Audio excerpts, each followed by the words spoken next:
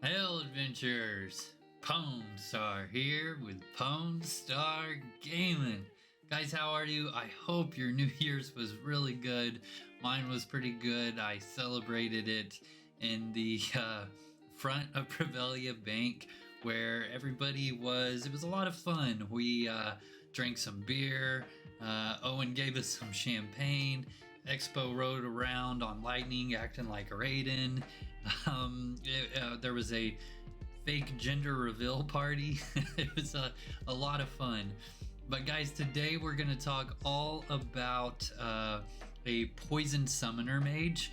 I have had a chance to play this template a little bit now, and I gotta tell you, it is a lot of fun.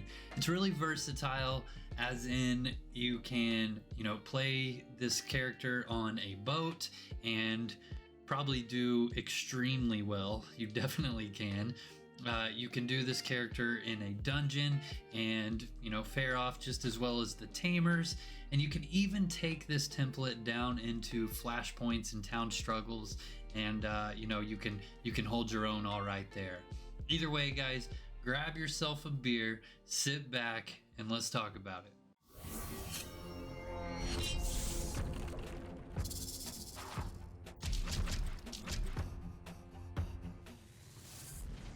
All right, first things first, let's talk about the pros of the build.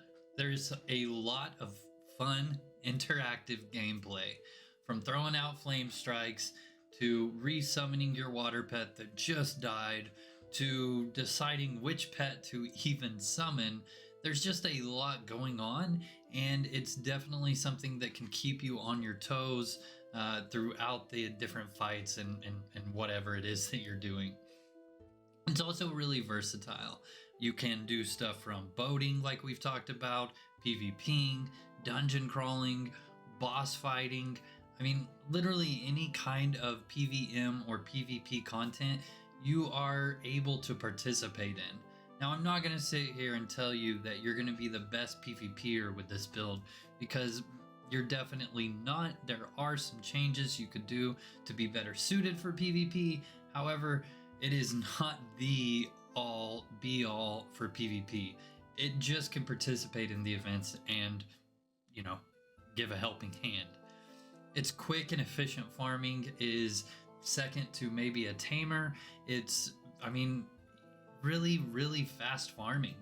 You're constantly throwing out flame strikes thanks to what we'll touch on here in a little bit, your void armor and the taste ID. Just there's a lot of mana regain happening in dungeons that you're able to really keep railing out those flame strikes and bringing in that gold per hour. The pets, if you choose the right ones, there's some really tanky pets and there's some really damage dealing pets. It kind of overlays on with the versatile gameplay and interactive gameplay, that you can pick and choose your pets based on the type of content that you're doing. Speaking of the different types of pets, that introduces a lot of different replay value, as maybe I've leveled up my water elemental to the max level and I want to level up my earth elemental now to the max level. There's a lot of replay value and continuous play with the summoner builds. Now let's talk about some of the cons of the build. Poisoning is not cheap. It is a pretty expensive and even possibly tedious one to build. Just getting Nightshade alone from the vendor is a real pain in the butt. If you're lucky and you've got some alchemist friends, chances are they have some poison kegs just laying around that they'll sell you cheap, or maybe even possibly give to you for free. However, once again, poisoning isn't a cheap skill to raise. There's some work before you're a really good super farmer. The poisoning skill, once again, is not a super easy one to ramp up. On top of that, your pets, once you are summoning them, you do have to level them with experience and different things like that. So that con could also be portrayed as a positive, as in you're always working to achieve something. So there is that.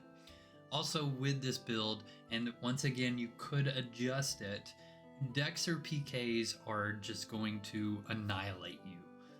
You won't have wrestling again unless you incorporate it into the build, and they are just going to interrupt every single spell that you do.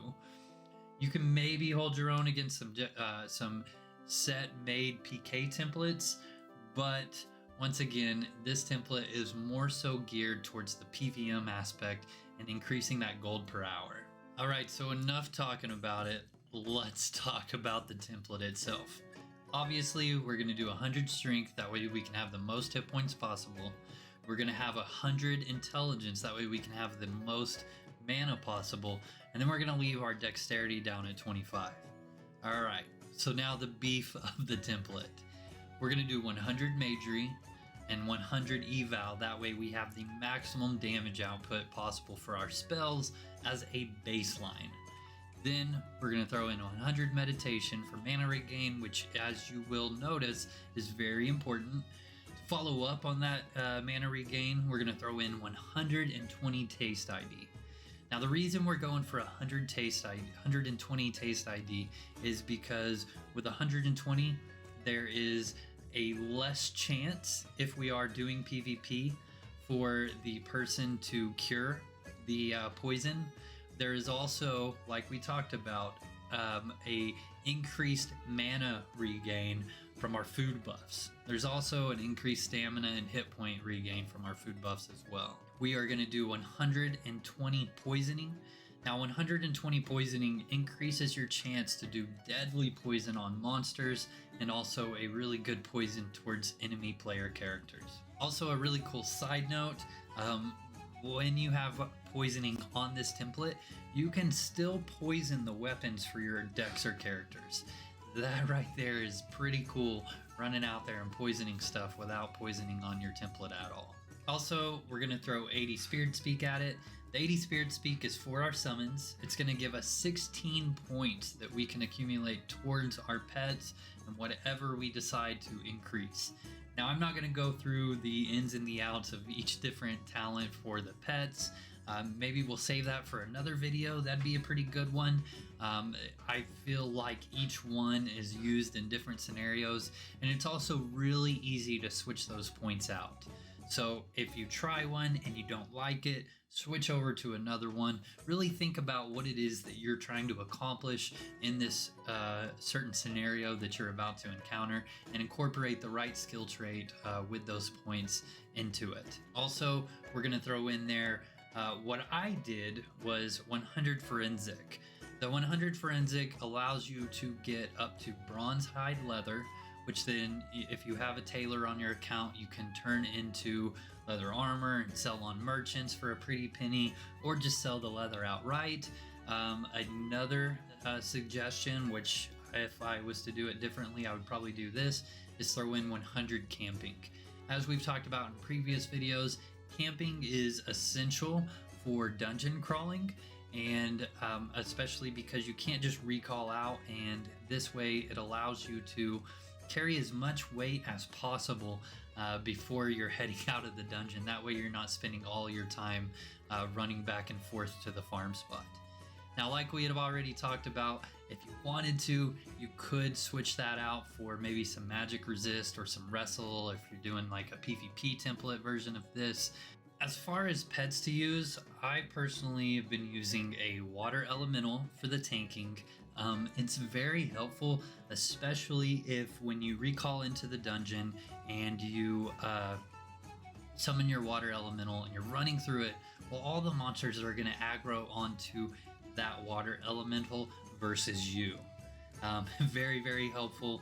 Once again, that guy kind of serves as your tank, and then I used a fire elemental for the damage, and then that also allowed me for one extra spot, which if you really wanted to get crazy, you could do like a summon creature and just kind of hope for something cool. Typically, most of the time, I just left it at the 4 control slots, but you could definitely increase your damage output with a little bit of a summon creature. There's a bunch of different variations that you can do, and honestly, it's probably best that you just summon them and figure out which one you want to do for yourself. As for aspects, the aspects were relatively simple. I like to use, when I'm boating, double poison. And the reason I choose double poison on that is because the poison armor is actually going to give not only an increase in the damage, but also it's going to give a chance to spread that poison. If you guys know anything about boating, which I'm sure you do, then you will know that the monsters tend to kind of clump up, and if one of them is poison, 2, 3, whatever, and then all of a sudden your armor is giving a chance to spread that poison, well then it's just going to help do more damage overall. I used the poison book for the toxicity proc, and honestly, I haven't found another way to destroy crew faster than a poison Nox mage, even, you know, a summoner. It also really helped having the water elemental, because all the damage was sent directly to the water elemental versus my crew. Therefore, the downtime of my crew was cut down to basically nothing. And if I had a medic on my crew, then it definitely, if they did take some damage, eliminated any downtime. And now for dungeon crawling, definitely went with void armor and kept the poison book. The void armor is like awesome. You pretty much never run out of mana.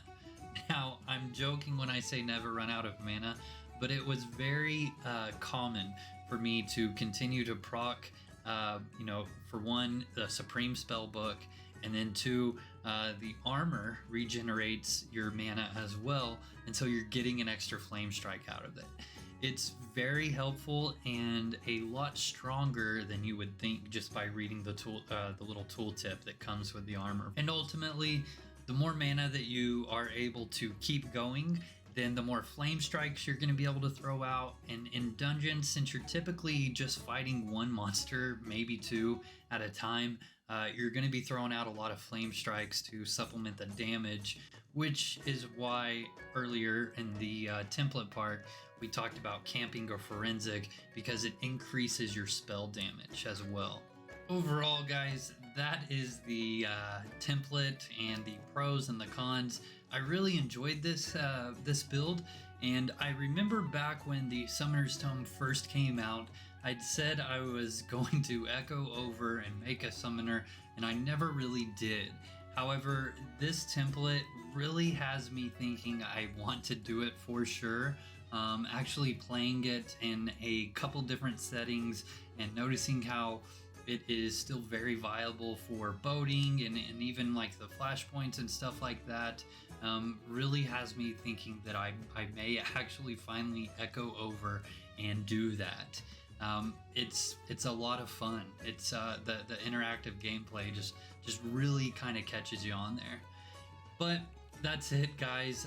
Let's go ahead and jump into our raffle. I know we missed it last week. We did kind of a special video, so for that I do apologize. If you haven't already, make sure like and subscribe and comment down below your content suggestion for your chance at anywhere from 1 to 100,000 gold, just by being a subscriber and commenting your video suggestion. Either way, let's jump into this raffle. And as you guys can see, we've got a pretty good list here of people. We're gonna go ahead and pick one. Here we go.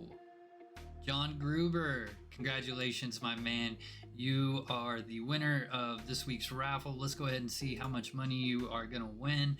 As you guys can see, we've got our random number generator set at 1 to 128K. Congratulations, John Gruber. Make sure and message me on Discord, and we will get you set up with that check in Shelter Island for 28,000 gold. Congratulations. All right, guys. Have a happy new year. Thank you very much. Don't forget to like, comment, subscribe, all that good stuff. Make sure you get entered into next week's raffle and join the Discord community. Guys, happy 2021. See you later.